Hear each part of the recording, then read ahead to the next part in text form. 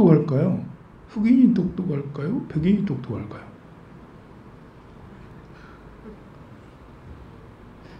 뭐 100년 전에는 백인이 똑똑했다고 했겠죠, 그죠? 지금은 이렇게 물어보면 안 되는 거죠, 그죠? 나처럼 이런 질문을 던지면 당장 큰일 납니다. 뭐 인종차별주의자냐 뭐 이렇게 하면서 남자가 더 똑똑할까요? 여자가 똑똑할까요? 자, 이것도 역시 질문이 잘못된 거예요. 이게 뭐 그러면은 그럼 어느 민족들 중에 더 똑똑한 민족이 있고 덜 똑똑한 민족이 있나요? 우리나라는 어떤가요? 우리나라는 똑똑한 민족에 들어가나요? 네. 지금 우리나라가 그래도 잘 사니까 그렇게 하는 거죠. 그 인도인들은 똑똑할까요? 안 똑똑할까요? 네. 인도인들 중에 뛰어난 자가 많다.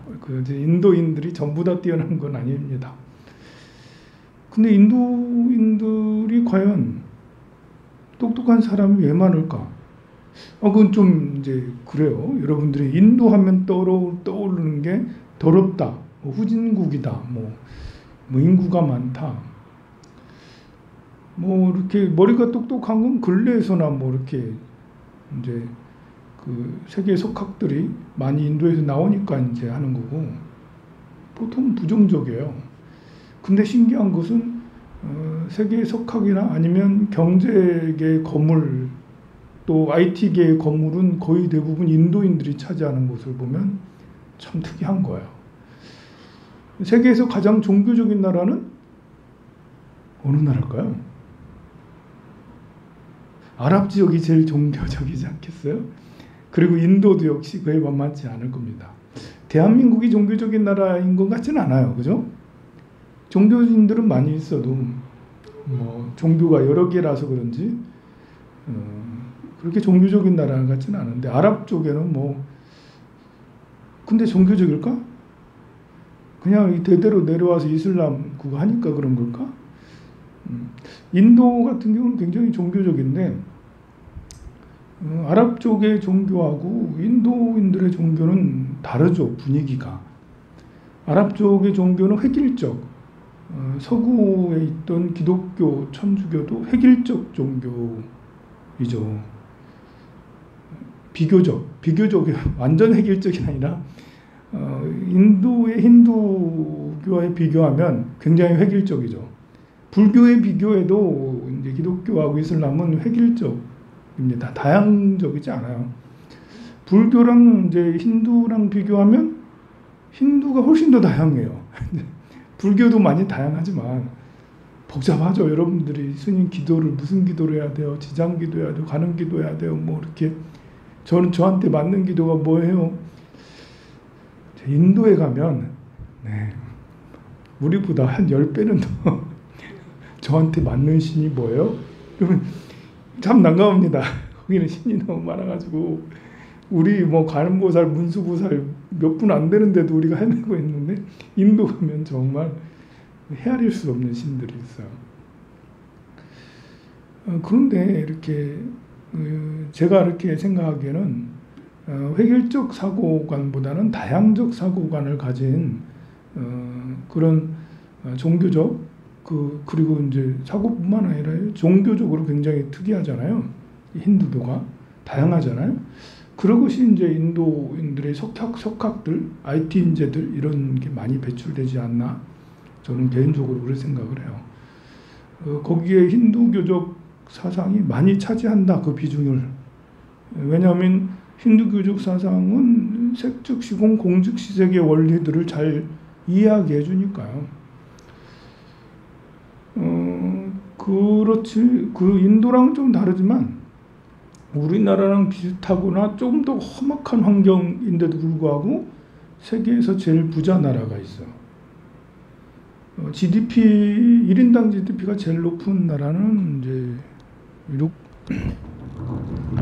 룩셈베르크가 제일 높고요. 11만 달러 정도 되니까 이제 1인당 국민소득이 1억 2천만 원 정도. 굉장하지 않아요? 1억 2천. 야, 이거, 야, 1인당 국민소득 1년 총소득이 1억 2천. 너무 많이 부럽네. 그 다음으로 두 번째가 스위스요. 스위스는 8만 한 3천 달러, 8만 5천 달러 정도 돼요. 2019년 기준으로 해서 8만 5천 달러면 그것도 또한 9억 원 정도 돼요. 근데 룩셈부르크는 그냥 도시국가, 인구가 65만 원, 70만 명 정도밖에 안 되니까 그런 국가라고 하기에는 좀 그래서 뭐 스위스도 인구가 한 1,000만 정도 되니까 800만 명 정도 되거든요. 그러니까 나라는 좀 작은데요. 그래도 룩셈부르크처럼 도시국가는 아니잖아. 도시국가보다는 약간 큰 나라인데요. 이 스위스가 이 8만 5천 달러나 되는 1인당 국민소득을 어떻게 해서 이룰까? 세계 룩셈부르크가 제일 부자인 것 같지만 사실 중위소득을 놓고 보면, 그러니까 이제 부자인 사람들 퍼센티지를 놓고 보면 스위스가 제일 높아요. 10%가 넘어요, 보면. 그러니까 이제 뭐 100만 달러 이상의 부자 이런 것이 스위스는 11%, 12%가 이제 대부분 중산층 이상이 많다라는 거지. 그러니까. 그런데 스위스는 어떻게 그런 나라가 됐을까? 스위스는 산이 70%가 넘어요. 알프스잖아, 알프스. 스위스 하면 떠오르는 게 뭐예요? 알프스산. 그 호수까지 하면 75%, 80% 가까이. 그러니까 이제 농경지라는 게 잘 없어, 거기는. 그런데 그런 험악한 환경에서 어떻게 지금은 세계에서 제일 부자가 나라가 됐을까요? 스위스 하면 떠오르는 게 알프스산 말고 또 뭐 있죠? 시계가 있잖아, 시계. 시계를 아직도 세계에서 제일 잘 만들죠. 요즘에는 뭐 시계 잘 안 차고 다니지만 그렇다고 수요가 없는 건 아니에요. 고급 시계는 아직도, 스위스제 고급 시계는 아직도 없어서 못 팔아요, 지금. 그걸 재테크하는 사람도 있어. 스위스의 고급 시계 나중에 되면 가격이 더 오르니까. 그런데 그 전에는 스위스가 뭘로 유명했냐면 용병으로 유명했어요. 용병. 이제 유럽에 전쟁이 얼마나 많았습니까?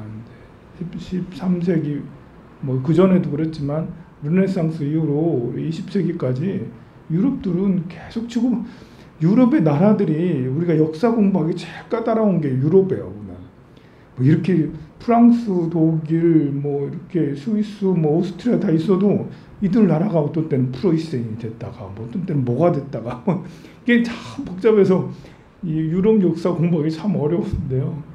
그만큼 전쟁도 많았어요. 무슨 100년 전쟁, 뭐 30년 전쟁, 무슨 전쟁 하면서 많았는데 그러다 보니까 용병이 많이 필요한 거였어요. 근데 스위스는 먹고 살기가 너무 어렵고 아이가 이제 이렇게 출산을 하면 장남은 그래도 아버지가 이렇게 해주던 그런 땅을 뭐 양이나 뭐 이런 거 해가지고 물려받는데 차남이나 뭐 삼남이나 뭐 받을 수가 없어. 그래서 뭐 이렇게 먹고 살기가 너무 어려워서 용병으로 많이 뛰었다 하더라고요. 그리고 스위스 용병들이 그렇게 또 용감하게 잘 싸웠대요. 19세기 후반에 그 프랑스 대혁명이 있었죠. 그때 프랑스 대혁명의 바스티유 감옥인가 거기서부터 막 시작하잖아요. 그때도 거기에 용병이 투입됐었는데 최후의 끝까지 프랑스 그쪽 궁전을 지킨다고 남아 있었던 게 스위스 용병만 남아 있었고 전멸했다라고 그럽니다. 전멸한 이유가 뭐냐면 자기들이 패전해서 돌아가면 아무도 스위스 용병을 안 쓸 것 같아서 후손들한테 미안한 사람들이 돼서 우리들이 장렬히 전사하면 다른 나라에서도 또 우리 후손들을 용병으로 우리 국민들을 용병으로 또 채용을 해줄 거야. 너무 열심히 싸웠대요. 열심히. 지금 뭐 그때 이후로 아주 오래 전부터 그 묘항청의 경비병들은 스위스 경비병들을 쓴다라고 그래요. 지금도 막 그렇다고 하는 것 같기도 하고 그만큼 스위스의 용병이 유명한데요.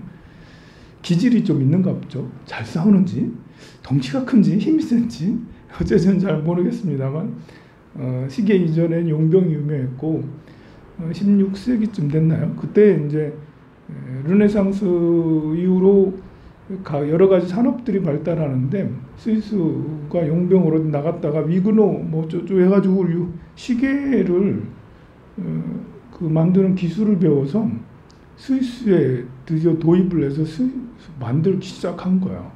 그때부터 이제 스위스는 산지가 많으니까 뭘 많이 싣고 무역하기가 어렵잖아요. 노동 집약적인 시계 산업에 전념을 했고 그 시계가 세계에서 가장 정밀한 시계가 되고 유명해서 잘 팔리게 됐습니다. 그리고 한 19세기 초반 이런 때는 섬유 사업에 뛰어들게 돼요. 그리고 영국에서 섬유 대량 생산 시작했잖아요. 그때 이제 그 관해수공업에서 2차 산업혁명이죠. 산업혁명에서 서로 나눠서 이렇게 분업화 해가지고 기계화 분업화를 최초로 시작한 게 영국이었죠. 거기에 디젤 엔진을 처음으로 붙인 게 스위스예요. 그 섬유하는 그것들을 배워와가지고 기계를 만들어. 그러니까 기계 만드는 거는 시계 만들어 봤기 때문에 잘 만드는데 거기다 디젤 엔진을 붙여가지고 더 대량 생산을 할 수 있도록 한 거예요. 섬유 사업에 뛰어들면서 더 많은 이제 부가 생겨난 거죠.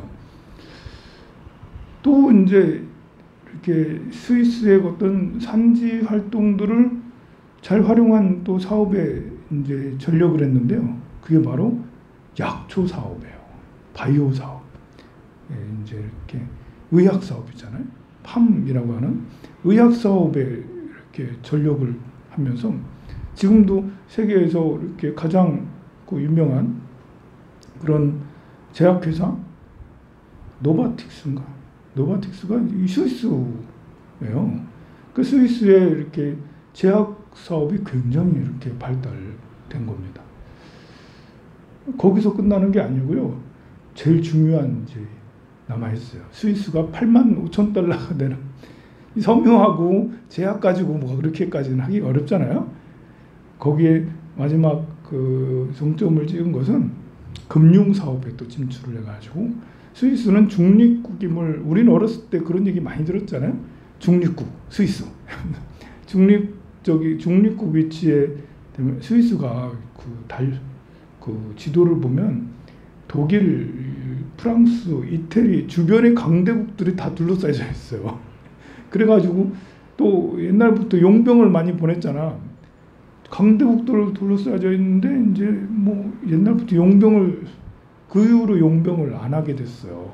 중립국임을 자처하고 어느 편도 들지 않겠다라고 하면서 그러면서 여기에 세계적인 많은 기구들이 중립국이니까 많은 기구들이 스위스 제노바에 설치가 되고 거기에 은행하니까 생각나죠. 스위스 하면 은행. 세계에 돈 많은 사람들이 은행에다 다 넣어. 그게 2차 세계대전 생기기 전부터 은행 사업이 발달했거든요. 근데 2차 세계대전 이제 생겨가지고 발발해가지고 그때 그 은행에 내가 저축을 했는데 세계대전 싸움에서 죽었어. 내가 죽었어. 내가 1억 달러를 거기다 넣어놨는데 내가 죽었어. 가족이 다 죽었어. 어떻게 되는 거죠? 어떻게 되겠어요? 모르잖아. 그래서 이 사람이 1억 달러를 했는지 몰라. 그 은행 재산이 되는 거야.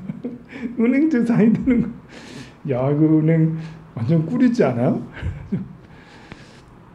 그래서 이제 은행 사업, 금융 사업에 진출을 해서 지금도 세계적인 금융 어떤 도시가 금융 걸로 유명합니다.